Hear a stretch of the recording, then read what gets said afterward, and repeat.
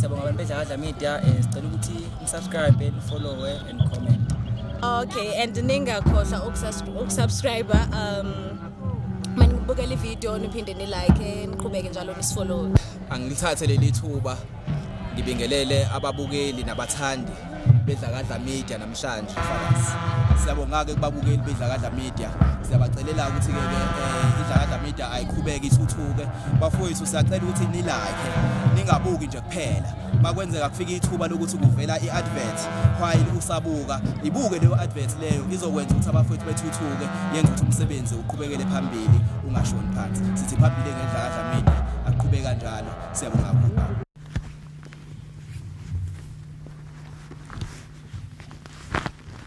Ukugqama kuhle enkosini nabangcwele.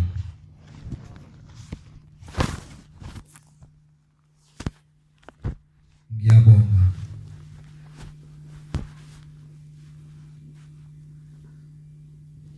uNkulunkulu omkhulu wasemhleni onyazi lwezulu.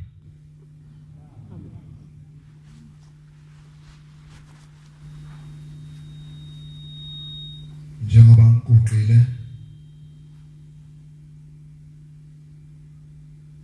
anginayo omunye umuntu okhona emhlabeni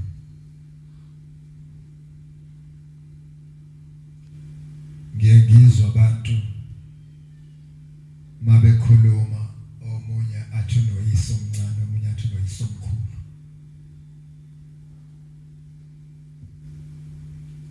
omunye athi unonina lume omunye athi unomzala njengoba ngikuqela zonke lezi hlobo engibalayo akunazo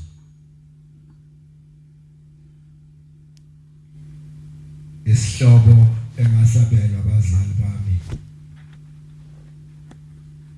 inkosi enkulu yasezulwini uShembe kuphela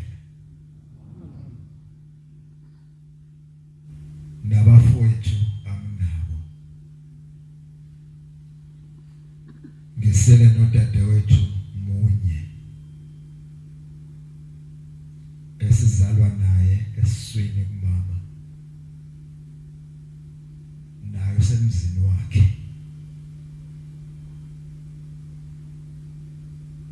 ngicela uNkulunkulu ukuba ngithwale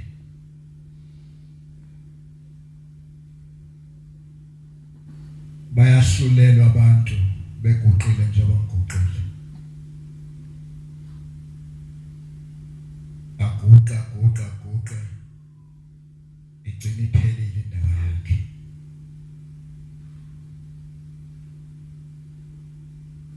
kuphele ngisho ebandleni ukuthi bawe babakhona usibanibani esontweni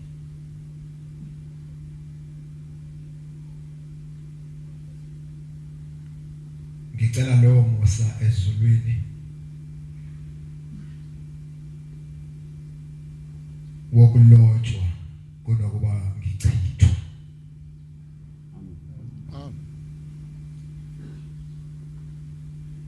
bakhonzi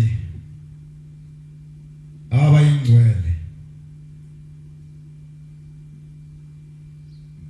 ngifisa ukuthi ngingakahambi kakhulu ngizicelele ngibacelele nabangcwele bonke kuba siphiwe umusa ezulwini okubambelela emjingweni wenkosi uNyazi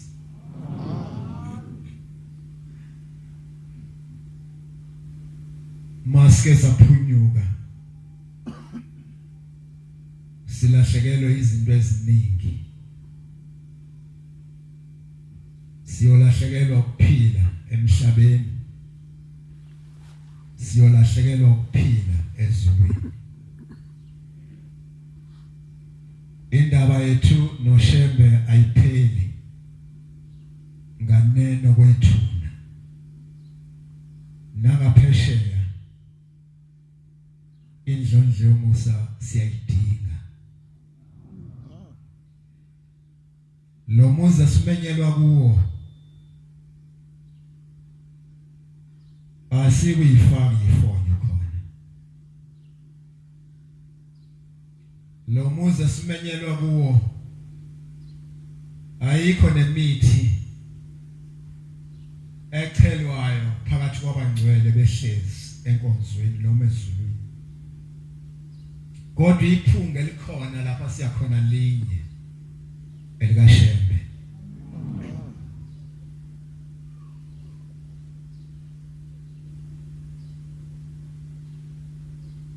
ngelinye ilanga lapha esidlweni umshumayeli ushiye izwi kwenye insizwa kaNdlovu ukuba imemeze isonto yenza inhlelo zesonto ethathwe indlela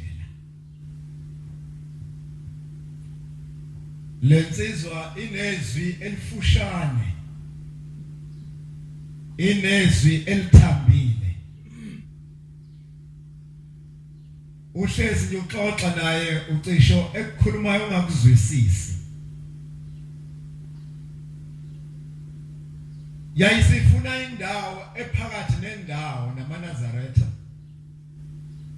kuze kuthi mayimemeza bonke abangcwele bezwe ngoba kubalulekile ukuthi uma kubizwa isonto sizwe sonke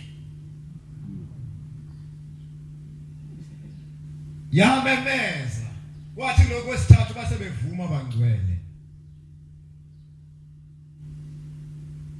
lapha ngezansi komuzi kukhona umuzi wakwamemela basebandleni lamaRoma umama wakhona uphandle emasimini uyalima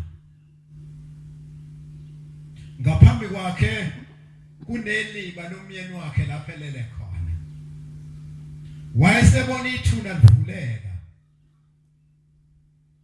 waphuma umyeni wakhe esikhundleni sokuba ngene ekhaya wabamba indlela uyambuza yise wabantu abamuyaphi uthi awuzwa yini ukuthi kumenyezwe isonto esikhundleni sokuba lahle phansi igeja amlandele waqhubeka walima wahamba umemela wayewasithela isikhathi uthe mbona wayiqhamuka kwenze njani yise wengane zami wabuya uthi ngithe mangifika esontweni ngafika kukhala iradio ngase ngiyabuya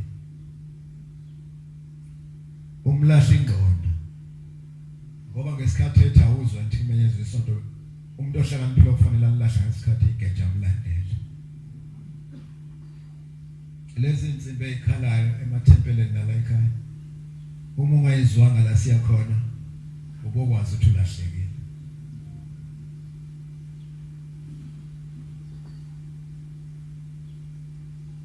ngifike ekhaya iReno maNazaretha ingcwele abantu mabekhuluma bayathanda ngaso sonke isikhathi ukuthinta abantu bakubo omyazasho athi ngizokhonzela bakithi ngesikhathi uphakamisa isandla ukhetha inkosi ulotshwa igama lakhe ethempeleni limbe yonke into ethinta wena isuke kulelo thempeli nabakini baphume ekhaya baye ethempelini bafike bene uma kungaqhamuki umuntu wakubo ozongena ethempeleni abangeni nalensizwa ke yasho ukuthi akukho umuntu oyigazi lakhe okuzothi ma kungena ethempeleni naye akwazi ukungena wayesebuyele emuva ufika ukuthi umkakhe ngifike lapha kukhala iradio waqhubeka unkosikazi wayilimela nanamhlanje sabanjiwe ngoba ugcinelwe obumnyama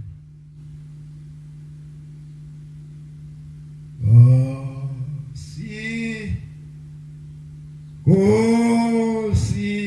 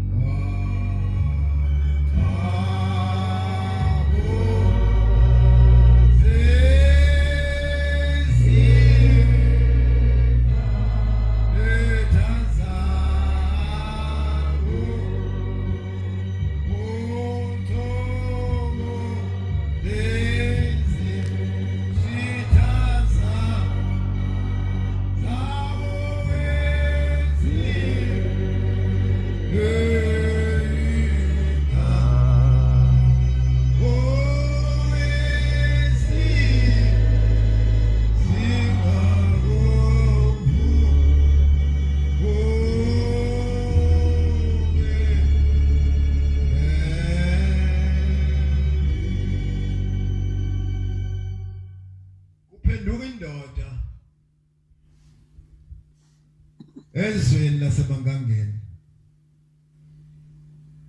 yawajingela ingahambi selokhu yazala imlenze yayo ithambile ongathi kuyo aweka amathambo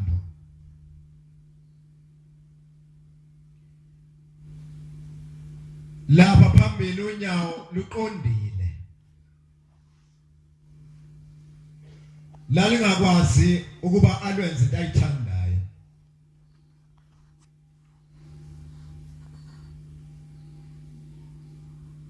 uma ifika la ekhaya abangcwele yathola umusa yayisiyasukuma kodwa ukusukuma kwayo yayihamba ngawo amazonzo kwakufinyelela ukuphela konyawo neinzwani phansi enhlabathini lo munye umlenze kwatholakala ukuthi awuvumi ukuqina kahle wayesebenzisa induku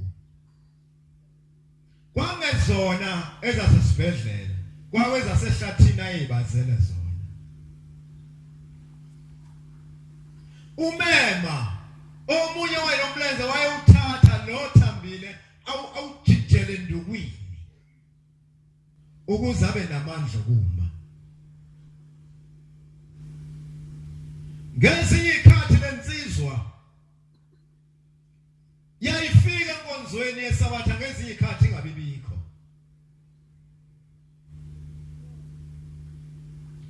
ukuthi manakele lutho izihalalisa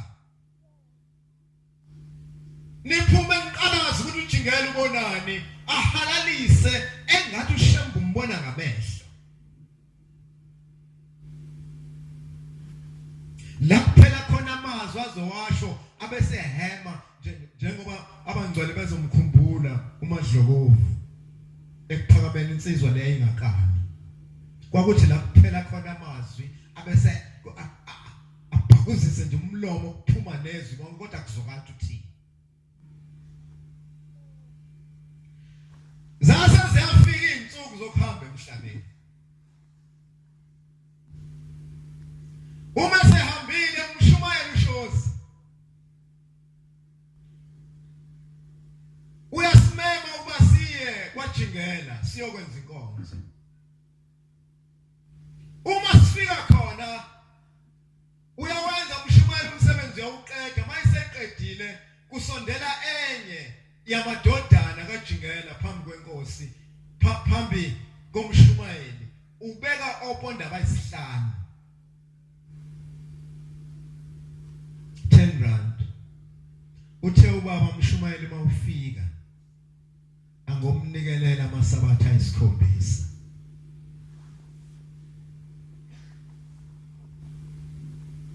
wayengahambi kahle imlenze ayimhlupha kodwa ezulwini waphiwa umusa ubanikelele amasabatha ayisikhombisa ngoba wayebuya ngabe khona esontweni mina ke ngizowuthola iloshwele uma kalula ngingabibikho enkonzweni ithi inkosi ephambi kwethu unyazi lwezulu kwenye insizwa lapha eMlazi wena mfana ucabanga ukuthi isonto likagogo wakho leli uye sabatheni mawuthanda yaba nenhlanhla eyisimanga lensizwa yavuka emva kwalokho yayithudutha nangesimo nje sempilo ikude namhlanje ngoba yavumela uShembe ekhuluma naye abantu abaningi bacabanga ukuthi ukuze babe nezinto ezinhle ukuze mhlawumbe nokukhona kwabokuqonda kuba baze bafike phambi kwenkosi bathi baba Nkosi yamakhosi kukhona izinto ezibhajwe nezibanjwe umuntu ngokunqena ukwenza izinto okuthiwa ezulwini asizenze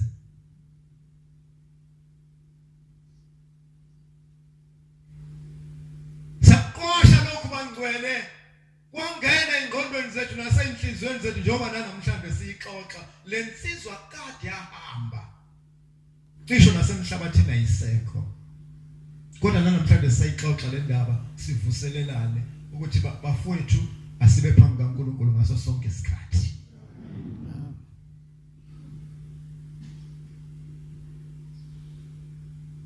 ngolunye usuku lapha ngezansi kwaDesai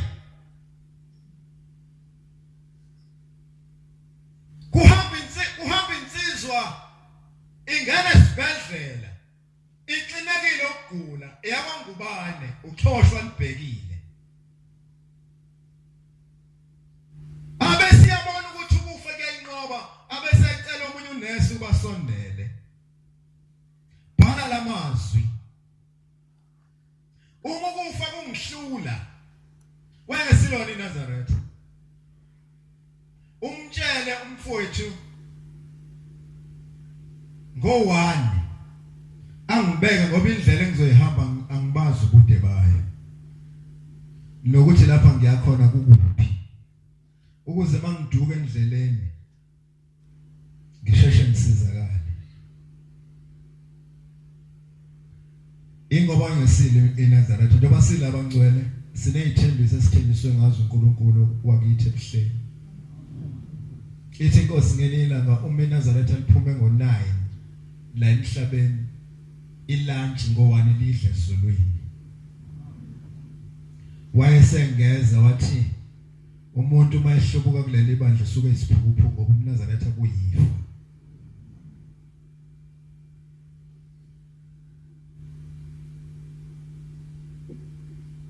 wasiyabekwa lensizwa yabekwa ngalesikhathi esho ngaso yabekwa ngoba inoNazaretha ayazi ukuthi yaphi kwasephela insukwana kwabuya insizwa kaKhumalo khona endaweni eyodwa ibuye ezulwini iyihambe eqala kunoxhoshwa libhekile lensizwa kaKhumalo yanyalezile unina yathi mangidlule emhlabeni ubiza amaNazaretha ahlabelele lesihlabelelo sawo ngingumhamba emhlabeni unina uthe mayisethuni indodana yakhe wangakwenzi lokho wabona ukuthi uzophoxa befundisi bakhe ukuba qhakambise elinye ibandla bekhona wamngcwaba ithi lensizwa mayibuya uyabona inma ukuthi ngongawalanda amaNazaretha uxhoshwa libhekile ohamba izolo usesesigabeni sesine mina ngisadavuza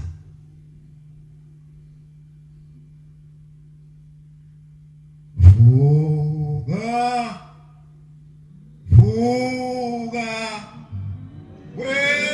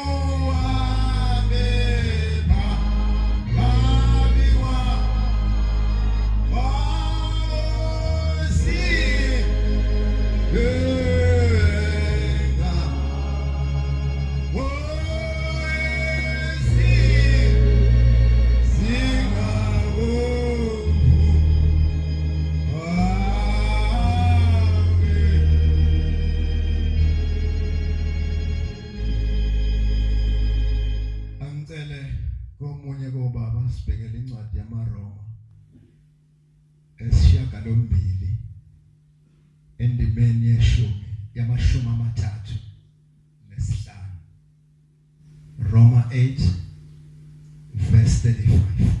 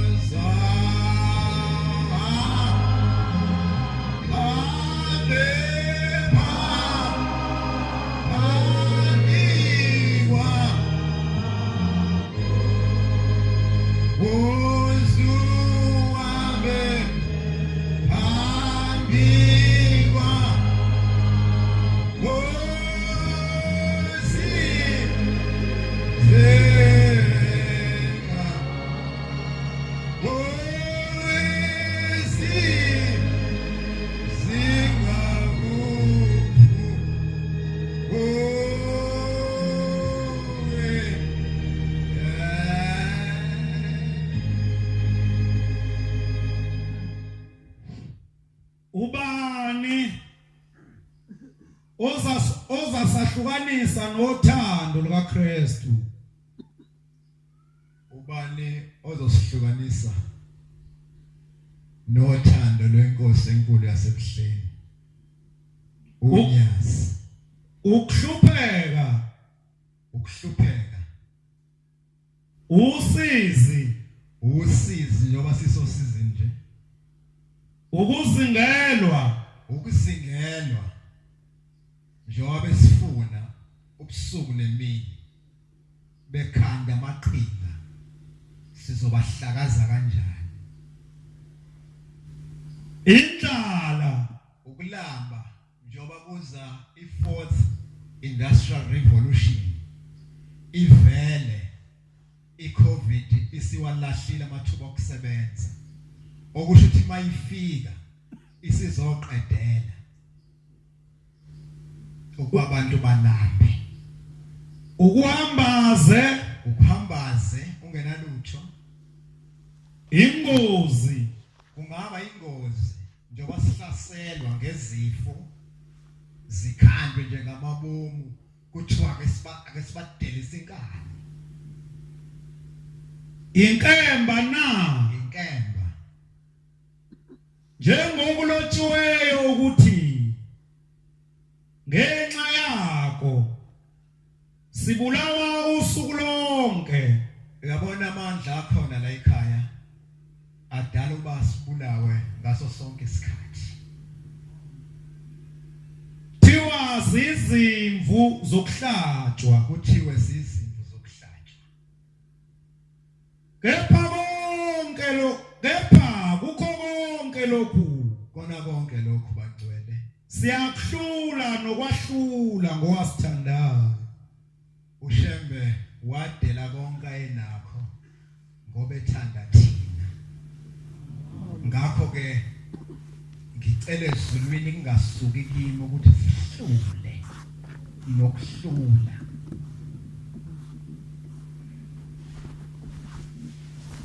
Ngiyakholwa ngithi nakufa Njengoba kufikile nje ukufa nakuphila noma siphila nazingelosi nezingilosi nazikhulu nezikhulu namakhosi nakho konke okukhona nako okuzayo nakudepha nakujula nanye into edatshuliweyo akuyi kuba namandla okusahlukanisa nothando lukaThixo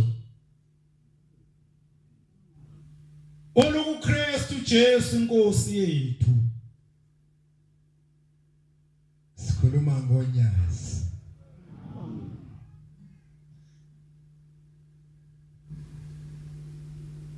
Bese tweswe thina ingosi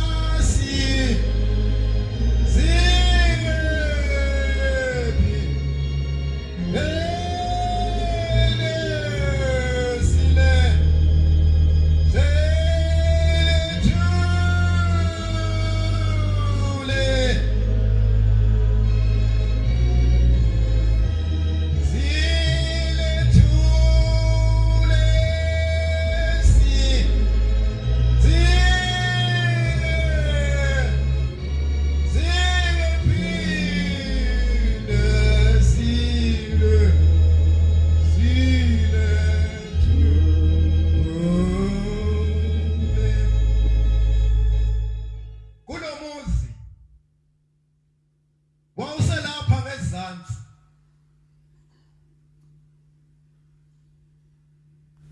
kuhamba intombi yakwamlungwana yayiganile ingoduso yayisedlule emhlabeni umyeni wakhe wayeseze enkosini baba uMantombi uhambile yayisithi ukuthula kancane inkosi yabonakala ibeka indlebe uthayi abasezulwini bathi uMantombi akafikanga ezulwini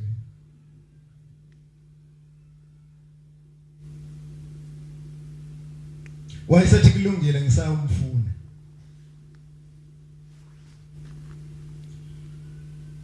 wayese uyamfuna kodwa kuhleziwe kodwa uthi ngisayomfuna wayesehamba ngomzimba wakhe wesibili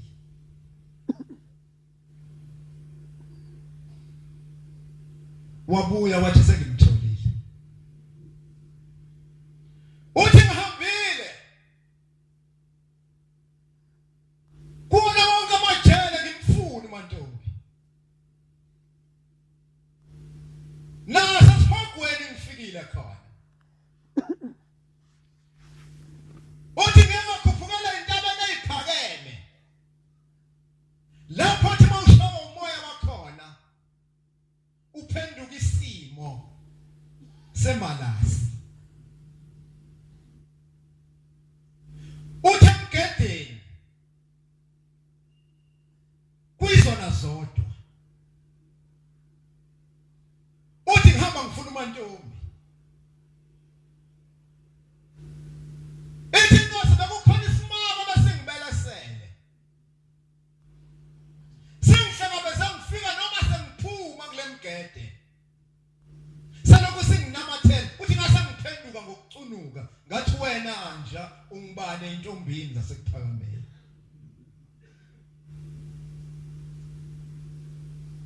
yayisikhumuka isikhuluma ngezwi lomuntu yathi mina baba nguMantombi ubanike umuntu ongakwazi ukusibumbela ushembo njalo ngiyizwe insizwa la ekhaya mase sithukuthela zithi sikwazi ukugcotshela nodoli athi baba umfundisi egcwensa kodwa khona ke uNkulunkulu wabo wake wasiza bani emhlabeni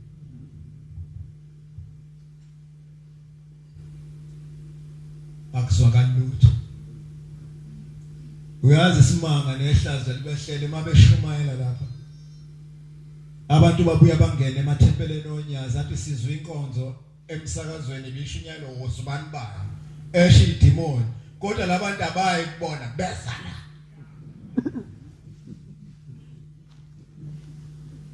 okunye kwenzeka ngikhona insizwa mase kudedela isikhathi sokunikela emlazi yayisisondela kumshumayeli yabeka imali cha ngizwe radioweni bekushumayela usibani bani esho le ndoda lapha ePinetown eWayback akayanga kuyona ukuyifuna ukuthi iphi kodwa ize onyazini lensizwa yazofuna uNkulunkulu esexoxile uxoxisa esihogweni kodwa abantu baxoxele ezulwini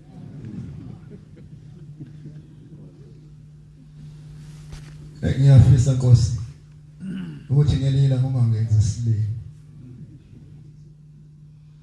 uhambe ibanga elide uzutuswe noma uguqile kanti kuguqa umuntu ongesiwa sezulwini iyona ndaba esihlalele nebhlungu ngendlela esimanga njoba ngiguqile nje angazi kwazi ushembe kuphela angazi ke ukuthi umuntu mayigcina sekhuluma umathanda la ukuthi usuke nesibindi esithini nesimo kanjani ngoba le ndawo yakuncenga le ndawo yokuthi uguqe uncengele nje igama lakho ukuthi inkosi ungalisuli. Wasiyamthatha lesi simaku. Wasesibeka sifubeni kuyena. Wasevula kumjive hamba. Echibini lasenhlanza zona. Wafika umculisa wokuqala. Wamculisa wasibili uthemani umculisa wesithathu wavuka sekuyintombi yasebuhleni ivithenakazi intaba yepheza uMantombo kwaMlungwane.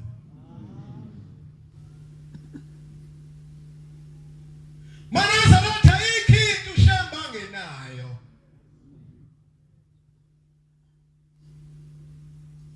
Nazo sifogweni mayisefikile siyacisha. Bese zithi ikhulu zesifogo. Sahanjelwa uThixo singakusiza ngani. Ngithatha lento ngisho. La phandla nozweni bovu. Mawudlula kulomgwaqo ojikela eTafelkop mawuye esabelweni. Kunemizi yakoNgcobo. Kufika insizwa kumshumayela uNdlovu wasezwelihle. Mshumayeli ubaba sekuphela iminyaka yamashumi amathathu adlule emhlabeni kodwa mangilela ngimboni. Uthi umshumayeli ufike kahle inkosi inyanga yezulu isebuhleni sizohamba ngesabatha uyobikela uNkulunkulu.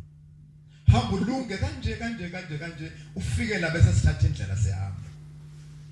Yahamba lensizwa yalunga basebeza la ekhaya. Uma befika bangena enkonzweni mase kuphela inkonzo abathanda ukunikela bese.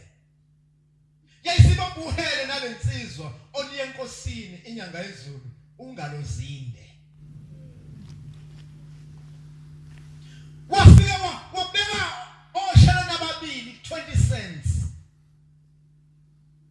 Baba ngicela ukubona ubaba wami ongizalayo sekuphela iminyaka e30 selokhu ahamba ngaze ngimbone ebusuku mangilele. Ethi inkosi kubusisa uzombona uyihle. Ngalomo busuku wafika uyise eqathaza ithukuthuku. Uma efika kayibingelelanga indodana yakhe wathi hawu mntanami bengingazi ukuthi umthanda kangaka. Uyabona lapho kushona khona inhlamvu yelanga. La kubovu khona. Lapha isesifogweni.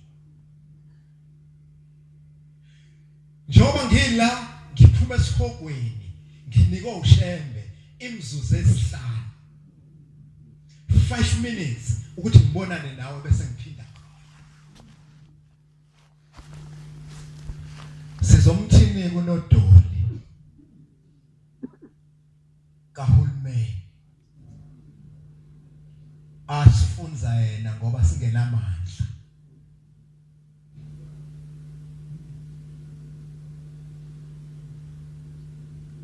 Kuyeza ukuhlwa.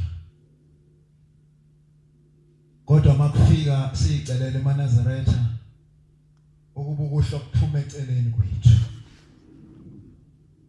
Sisale sombuso wasezulwini.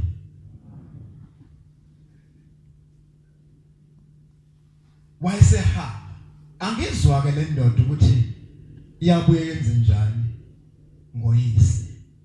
Kodwa ngifika kuleli izwi ngizama ukucacisa lento ukuthi ngiyithatha lento engiyishoyo. Ukuthi uma sefika ushembe phezulu kwesihogo siyacisha. Ikhulu zaso zibuza ukuthi uThixo singamsiza. Uma kushupha ushembe emhlabeni uzoyapi? Uma sifogweni ehlonishwa. Ngelinye ilanga lapha emthunzini khona insizwa yakomfeka yayisebenza ngithethe kwinoma ePantown ihlale mangangeni wayibingela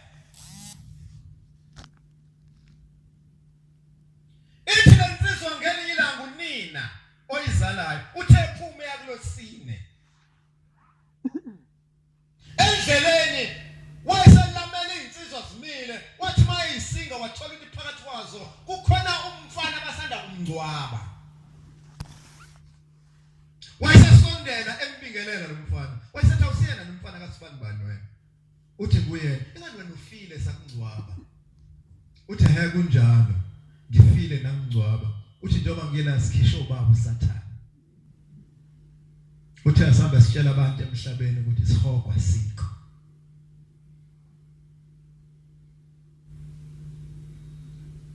ngoba abantu make bafika ezulwini bathi bazoshemba baba besazi ihogweni manje abantu bayancipha abayisihogweni ngangazi ukuthi kuthiwa noma kuthiwa ushemba umnqamlandweni wendlela esibheke esihogweni zinqamuka ngempela eManazaretha asibambe nje iqine sibopha amabheshu wethu aqine siqhubeke nohambo ngithe ngesikhathi kuqala iCovid ezweni lakithi ngathi insizwa ozowe endleleni siyothela uwili iqhawe abasele bamjonge baqhubeke ngoba izwi lomemo le siyezulwini lapha eLamont emzini wakamkhize umkhize wenza isono wayesiyaboshwa amabhunu wagwetshwa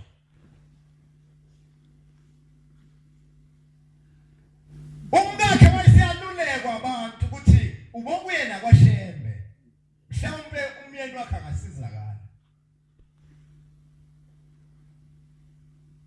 wayesethempeleni akazanga la ekhaya wayethempeleni wafika wasibika kumshumayeli umyeni wami uboshiwe usegwetshiwe ngicela boNkulunkulu amkhumbule uthi umshumayeli kusasa ngo9 ngizobe ngiyikwakho ngizokwenza inkonzo kwalalo wavuka kuseni walungisa lo mama wafika umshumayeli wacela ukumemeza isonto waqeda wafunda umthandazo wokuqeda wayisenza isiga waguqa nje bamguqile wayisememeza umkhize kathathu wathi uyafuneka ekhaya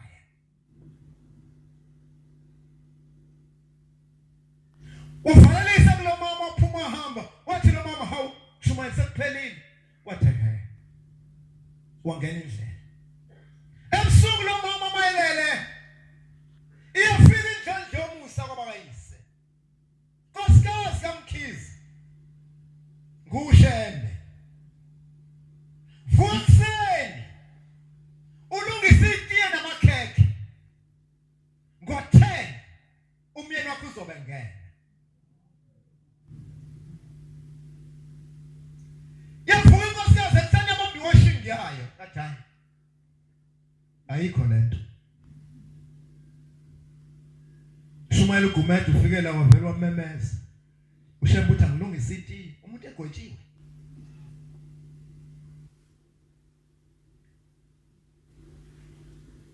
wasombeni washi uthenga isikhathi naye emaphethelweni wazinsizwe emva kwakhe ithe ekhaya kwamkhize wathi yaphenduka selizwilizwe uthi lo mina wathi yaphenduka uyena esikhundleni sokwamukela umyeni wakhe wabalekwa ngena endlini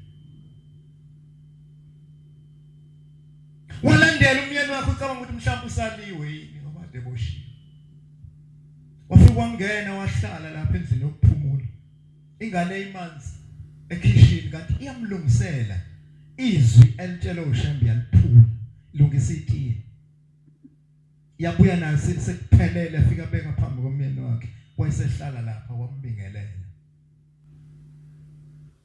uthe phuziti wayesemxoxela ukuthi uphume kanjani ejele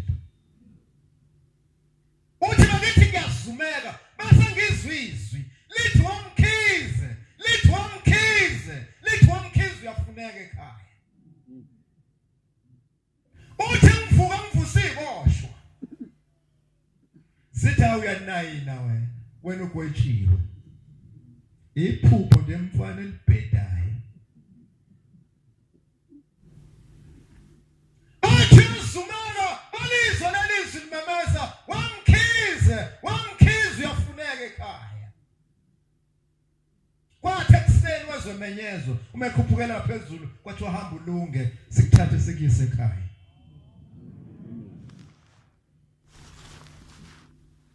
hayi maNazaretha sibambelelene enkosini uNyazi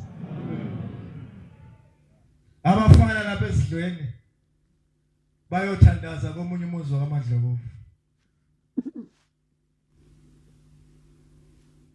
bafike bangene bayenza inkonzo bese besukuma abomndeni bayibike sinenkinga la ekhanje wanibona umuzi uma gedu awuphelile kuphela imali nomakhi imaterial ekhona asafuna ukuyiqedela ubaleke nemali athi omunye umfana ngidinga malini bathi hayi 50,000 kodwa singawuthathaphi ibisithenya insizwe kaMkhize niqinisile manje nithi ningawuthatha ngokunyaza mlwazi wayesethi uyabona ke kuzodlula insuku zibe mbili ngosuku lwesithathu ifoni yakhe ibiseduzane ngoba uzongena 50,000 ku-account yakho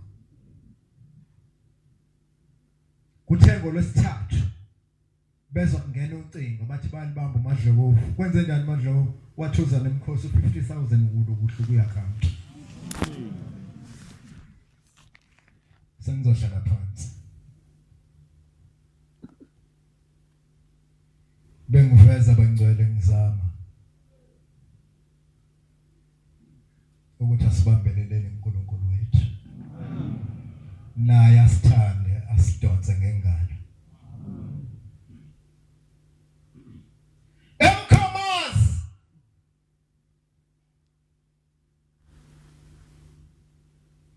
amakhosikazi amabili umama wakhathi umama wakalatha baya emcimbini bazowela umkhomazi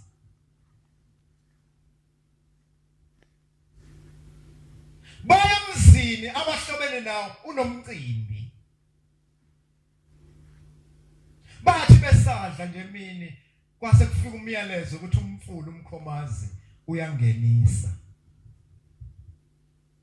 base besuka ngamajubane bethatha ingane zabo babephethe ingane lo akakhathi uphethe ingane nalo akalatha uphethe ingane eyomfana enye yentombazana uma befika emfuleni bathola ukuthi ngeke basakwazi ukulokotha babuyele emuva bayofuna insizwa yakandimande eshayela isikepe mayifika lensizwa ithi mama uma umkhomazi usunje nami ngiyawunqena bamncenga bathi asikwazi ukulala kwenye indawo sikanile thina sicela ukuba usuwelise waphika waze wavuma njengoba bedasisana ayakhula amanzi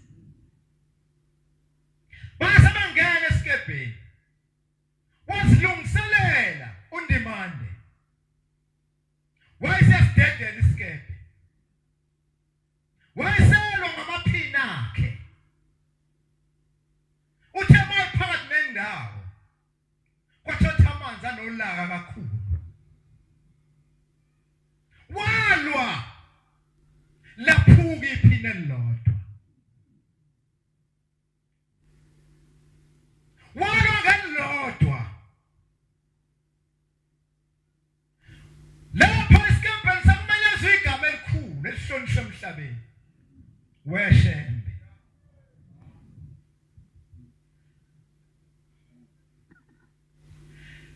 naliphina elilodwa lisale laphunyuka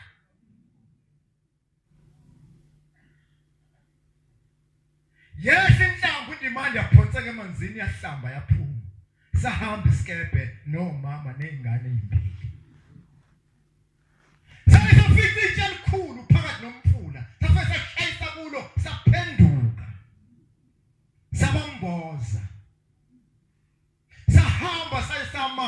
esebeni lomfula. Isikhashana kwabonakala umama kaLatha eqhamuka eduze kwasisikepe ephumela ngaphansi. Ingane akasayiphethe.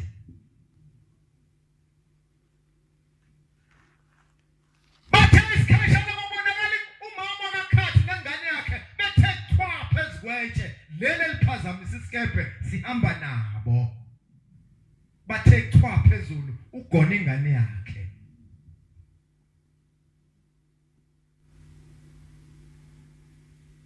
Mase baphumile laba bobathathu bathi lengane sele sokwezinyana wayesecabanga ngomuntu ake siyophendula isikepe. Uma besiphendula isikepe bamfica lo mntwana uphakathi. Akakhinziwe. Uyaphila saka bamthatha baphuma naye. Uthi lo mama kaKhathi uthi ngesikhathi isikepe sibheka phansi nathi. Uthi ngaphansi kwamanzi. Kukhanga inkosi yangayizulu.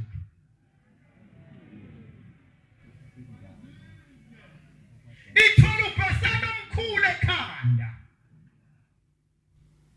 Lo mama wakaKhathi nengane yakhe baphonseka phakathi kubheseni wabathulela phezukwentshe.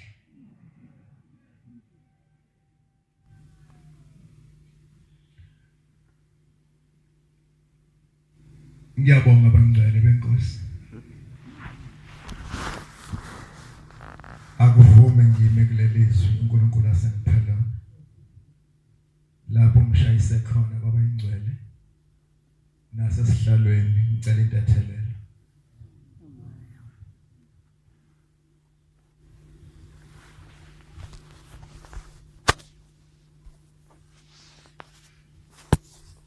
Lethe izwi lenkosi. Inkonzo izovalwa ngesihlabelelo samakhulu amabili neshumi nesishiyagalombili 218. Sizoholwa ubaba umshumayeli uLthuli waseSambulo. Inkosi ibusise ukuthungama kwabangcwele.